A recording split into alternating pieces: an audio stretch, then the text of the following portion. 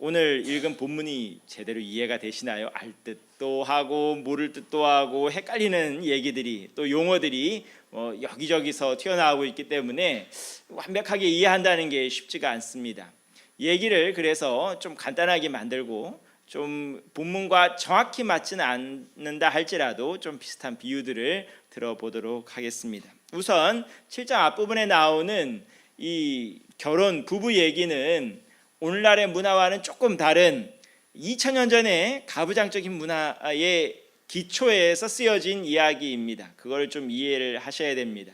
예를 들자면 오늘날은 이혼이라는 게 남자든 여자든 양쪽에서 가능하잖아요, 그렇죠? 남자만 이혼할 수 있고 뭐 여자는 이혼 안 되고 이런 게 아니라 남자든 여자든 양쪽에서 가능한데 과거에는 사실상 이혼할 수 있는 권리조차 다 남성에게만 있었습니다. 예외적인 경우도 있고 특별히 로마 제국 시대에는 여성들도 이혼을 할 수는 있긴 있지만 기본적으로 이혼할 수 있는 모든 권리는 남성에게 집중되어 있었습니다. 그러하기 때문에 여성이 결혼했는데 이거 잘못된 것 같아, 이게 아닌 것 같아 할지라도 그거를 취소시킬 방법이 없었다는 거죠. 그런 문화에서 나온 이야기입니다.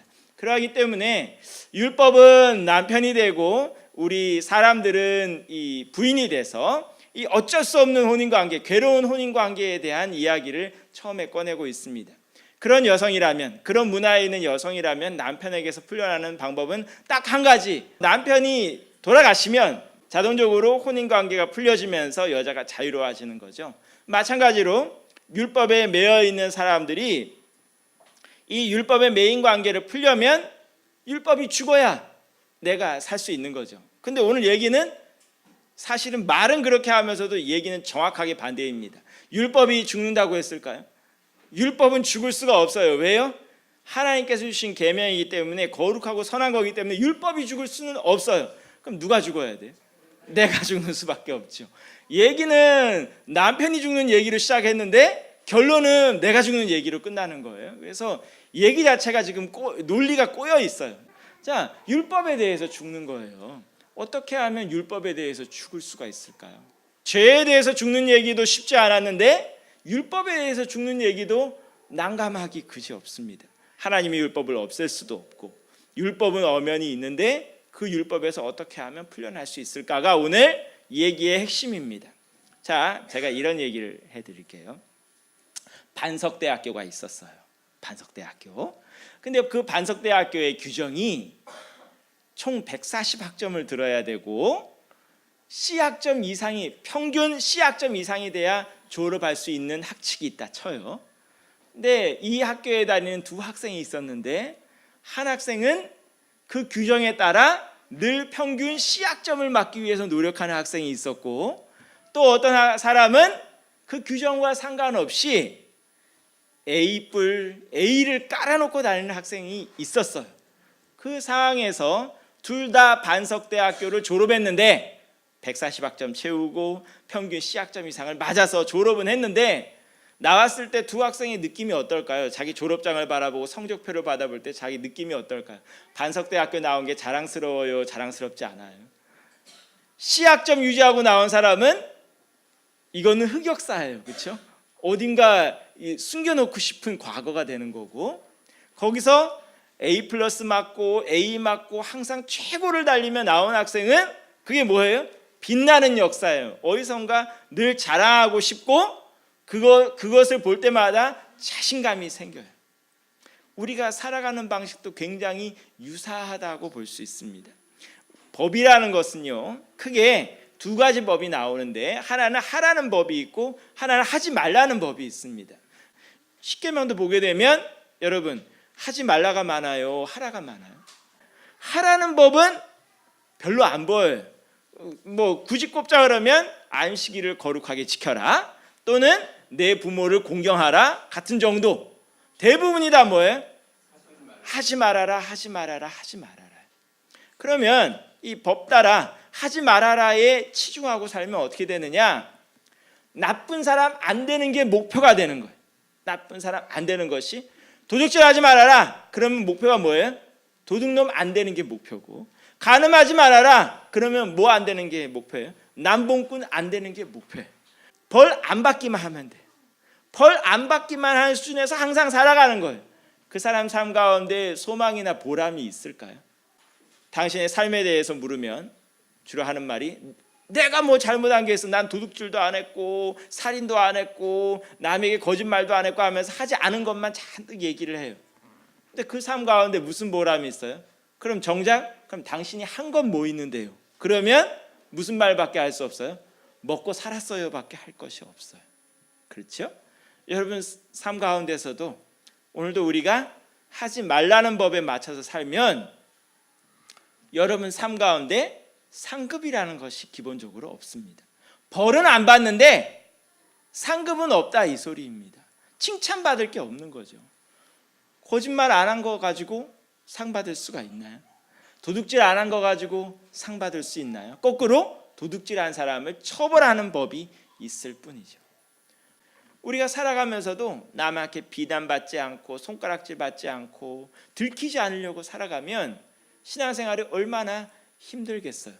국가의 법을 지키는 것만으로도 답답한데 교회에 나와서 교회의 법들, 경건의 법들 지키려고 그러면 더 복잡하겠죠. 그래서 교회 나오고 싶을까요? 나오기 싫을까요? 나오기 싫죠. 안 그래도 복잡하게 사는 사람 교회에 나오면 더 복잡해지니까. 그렇죠? 그런 삶 가운데 기쁨이라는 것이 있을 수가 없습니다. 그런데 그런 하지 말라 법에 맞춰서 사는 것이 아니라 하라는 법에 맞춰서 살면 우리의 삶이 달라질 수가 있습니다. 성경이 말하는 하라는 법 대표적인 게 뭐가 있을까요? 사랑하라입니다. 첫째로 뭐를 사랑하래요? 하나님 아버지를 어떻게 사랑하래요? 내 마음과 내 몸 뜻과 정성을 다해서 최선을 다해서 사랑해 보라는 거죠. 그리고 나서 또 사랑하라 그러죠. 뭘 하라 그래요? 내 이웃을 내 몸과 같이 사랑하라라고 얘기를 합니다. 그 사랑하라는 법에 맞춰서 살면 나머지 하지 말라는 법이 의미가 없어진다고 얘기를 합니다. 사랑은 온갖 허다한 죄를 덮는다는 게 딴 얘기가 아니라 우리가 하라는 법에 맞춰서 살면 하지 말라는 법 자체는 의미가 없어진다는 거죠. 그것이 어떤 면에선 오늘 율법에 대하여 죽는다는 말과 이어져 있습니다. 우리가 하지 말라는 법에 맞춰 살면 어떤 결과가 부작용이 또 생기냐 하면 그 하지 말라는 법을 꼭 하고 싶은 마음이 생겨요. 심리학에서 행한 아주 유명한 실험이 하나 있어요. 사람들을 한 10명 불러 모으는 거예요. 불러 모아놓고 그 한 가지 요청을 하는 거예요. 어떤 요청을 하느냐 하면 지금부터 절대 북극곰에 대해 생각하면 안 돼요 라고 말하고 각자 방에 들여보내놓는 거예요. 그럼 그 사람들이 무슨 생각할 것 같아요? 북극곰에 대해서 생각하지 말라 그랬는데 내내 북극곰에 대해서 생각하는 거예요. 사람이라는 게 원래 그런 거잖아요. 그렇죠? 하지 말라 그러면 되려 그것을 더 생각하게 되고 묵상하게 되고 거기에 대하여 더 빠지게 된단 말이죠. 우리가 하나님 앞에서 어떻게 하면 벌 받지 않을까를 연구하게 되면 우리의 삶은 똑같이 변하게 되어 있습니다. 여러분 벌 받지 않기 위해서 교회 나와요? 벌 받지 않기 위해서 신앙생활하고 벌 받지 않기 위해서 하나님의 자녀 되는 거예요? 그런 게 아니에요. 우리는 따라해볼까요? 나는 사랑받기 위해서, 복 받기 위해서, 은혜 받기 위해서, 행복하기 위해서 주님 따라온 겁니다. 그렇죠? 어떻게 하면 벌 받지 않기 위해서 산다 그러면 그 인생 얼마나 피곤하고 슬퍼요. 그렇죠? 나는 사랑받기 위해서, 나는 행복하기 위해서, 난 주 앞에 상급받기 위해서 나온 사람들입니다. 기준이 달라져야 된다는 거죠. 우리의 기준은 C가 아니라 A+에 맞춰져 있어야 된다는 거죠. 그 A+에 맞춰서 사는 삶이 바로 사랑하는 삶인데 문제는 뭐냐 하면 우리의 힘으로는 안 된다는 거예요. 우리의 힘으로는 안 된다는 거예요. 하라의 기준을 맞춰놓고 살고는 싶은데 자꾸 우리의 귓가에는 뭐가 들려오는 거예요? 하지 말라의 유혹이 들려오고 하지 말라는 것만 자꾸 생각이 나고 북극곰만 자꾸 생각이 난단 말이에요. 정작 하라는 법대로 살고는 싶은데 우리에게 그런 능력이 없단 말이에요. 어떻게 하면 좋을까요? 그래서 등장하시는 분이 바로 성령님이라는 거예요. 성령님이 하시는 일이 뭐냐 하면 8장 3절 말씀을 보면 이렇게 말씀을 합니다. 율법이 육신으로 말미암아 연약하여 할 수 없는 그것을 하나님은 하시나니 곧 죄로 말미암아 자기 아들을 죄 있는 육신의 모양으로 보내어 육신의 죄를 정하사 육신을 따르지 않고 그 영을 따라 행하는 우리에게 율법의 요구가 이루어지게 하려 하심이니라. 율법의 요구가 이루어지게 하시는 것은 내가 아니고 하나님께서 하시는 일입니다. 성령님께서 우리의 삶 가운데 오셔서 우리가 하나의 기준에 맞춰서 살 수 있도록 지혜도 주시고 능력도 주시고 힘도 주시는 것입니다. 그러하기 때문에 우리에게 뭐가 중요한 거예요? 성령 충만한 삶이 중요한 것입니다. 내가 내 힘으로만 살려는 삶은 엄청나게 피곤해집니다. 하지 말라에 맞추지 않고 하라에 맞춘다 할지라도 그것을 이루어낼 능력도 없을 뿐만 아니라 계속 좌절만 하게 됩니다. 여러분, 제가 여러분들에게 한번 질문 드려볼까요? 일주일 동안 여러분은 사랑을 더 많이 한 것 같아요? 미워하기를 더 많이 한 것 같아요? 여러분 댁에 같이 이불 덮고 사시는 분이 사랑스러워 보일 때가 더 많았어요? 왼수로 보일 때가 더 많았어요? 내 배로 낳은 자식도 왼수일 때가 더 많아요? 사랑받는 자식일 때가 더 많아요? 거꾸로 자녀들에게도 그렇죠. 부모님이 존경스럽고 사랑스러울 때가 더 많을까요? 아니면 이가 갈릴 때가 더 많을까요? 요새는 뭐 중2병 얘기를 하는데요. 중2병이 어디 있어요? 전 세대에 걸쳐서 이상한 병들이 많아요. 그렇죠? 제가 어제도 제가 아는 분을 만났는데 딸이 둘인데 둘 다 미취학 아동이에요. 아직 초등학교도 안 들어갔다는 거죠. 근데 큰 딸을 가리켜서 하시는 말씀이 사춘기래요. 벌써 미취학 아동인데 사춘기인데 그럼 걔가 초등학교 들어가고 중학교 들어가면 뭐가 되겠어요? 그렇죠?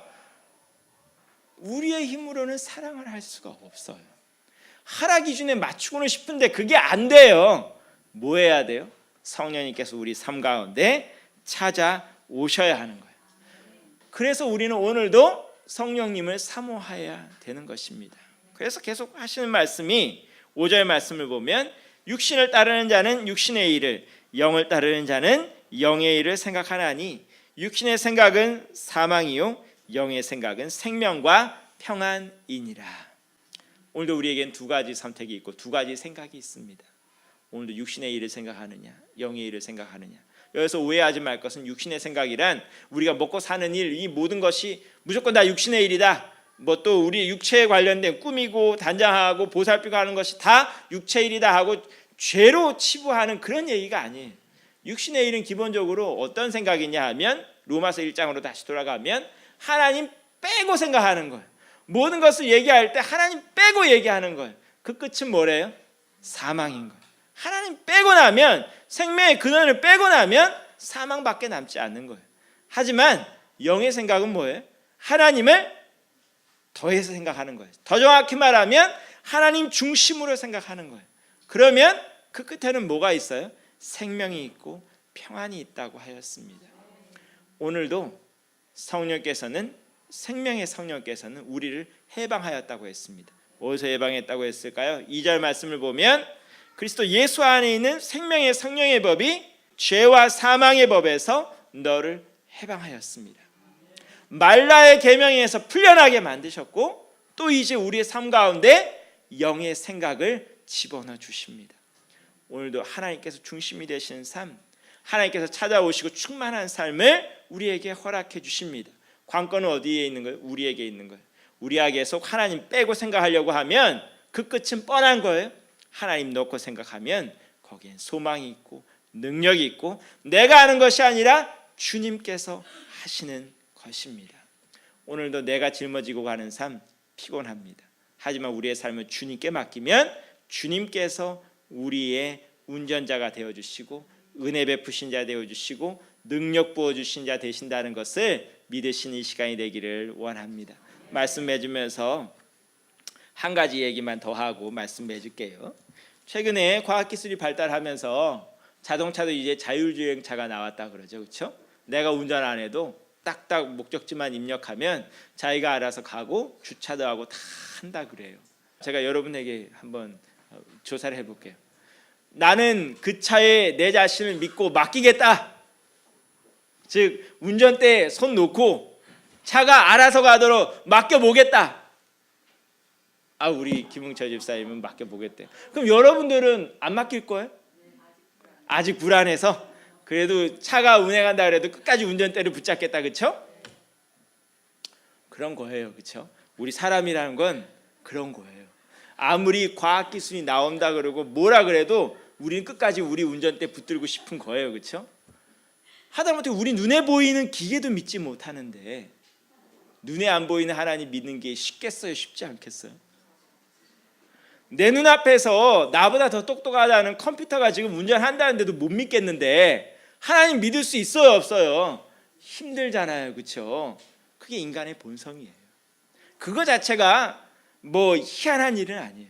그러나 믿는 사람들은 우리 육신의 눈에 보이는 것에 그렇게 매달려서 살면 그 끝은 뭐라고요? 사망밖에 없는 거예요. 내가 아무리 운전대 붙들고 있어도 그 끝은 사망이에요. 하지만 우리가 믿음으로 비록 우리의 눈에 보이지 않는다 할지라도 믿음으로 우리 인생의 운전대를 주님께 맡기면 어때요? 주님께서 약속해 주시는 것이 시편 23편 1절의 말씀, 여호와는 나의 목자시니 내게 부족함이 없는 삶. 내가 운전하고 가는 삶은 항상 부족한 삶. 하지만 주님께서 운전하시는 삶은 항상 부족함이 없는 삶. 그리고 그 끝은 어디래요? 푸른 초장과 실만한 물가. 내가 운전하고 가면 그 끝은 사망의 음침한 골짜기. 어느 쪽으로 가시겠습니까? 오늘도 믿음으로 우리 인생의 운전대를 주님께 맡겨볼 수 있기를 간절히 축원합니다. 기도하겠습니다.